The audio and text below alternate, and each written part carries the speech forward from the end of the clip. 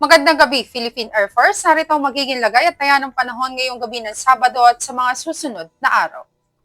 Lumabas na ng Philippine Area of Responsibility ang bagyong ating minomonitor na formerly ay si Bagyong Opong. Ito ay may international name na Typhoon Bualoy at huling namataan kaninang alas 3 ng hapon sa layong 665 km kanlurang bahagi ng Central Luzon. Aasahan natin patuloy itong kikilos papalayo ng Philippine Area of Responsibility sa direksyong kanluran, hilagang kanluran sa bilis na 30 km per hour. Aasahan natin ito'y kikilos papalapit dito sa may northern portion ng Vietnam sa mga susunod na oras o sa susunod na araw. Samantalang southwest monsoon o hanging habagat, ang weather system na patuloy na iiral at makakaapekto, particular na yan dito sa may southern Luzon. At dito naman sa iba nalalabing bahagi ng ating bansa, asahan natin ang pag-iral ng easterlies o mainit na hanging nagmumula sa dagat Pasipiko.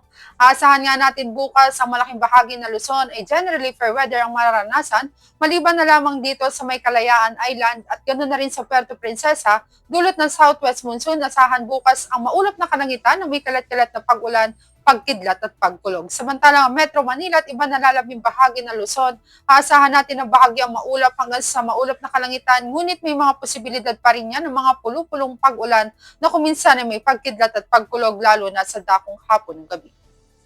Generally fair weather na rin ang aasahan dito sa Kabisayan at Mindanao, bahagyang maulap hanggang sa maulap na kalangitan, ngunit may mga tsansa pa rin yan ng mga pag-ulan lalo na nga sa dakong hapon o gabi.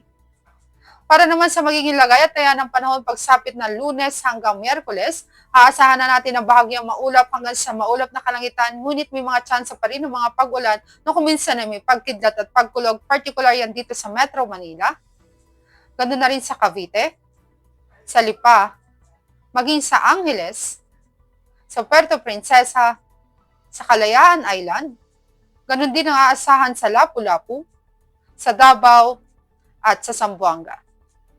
Para naman sa ating astronomical information, ang araw ay lulubog dito sa Metro Manila sa ganap na 1748 at asahan natin sisikat bukas sa ganap na 0546. At para naman sa ating moon illumination, meron tayong 27% increasing. At yan ang latest update natin sa weather. Para manatiling updated sa lagay at taya ng panahon, i-follow lamang ang Air Force Weather Center sa aming mga social media accounts. Sa ngalan ng aming commanding officer na si Colonel Alvin John Q. Gador, Philippine Air Force General Staff Corps, I'm Sergeant Jesse C. Cuenca, Weather Forecaster ng Air Force Weather Center. Muli magandang gabi, Philippine Air Force.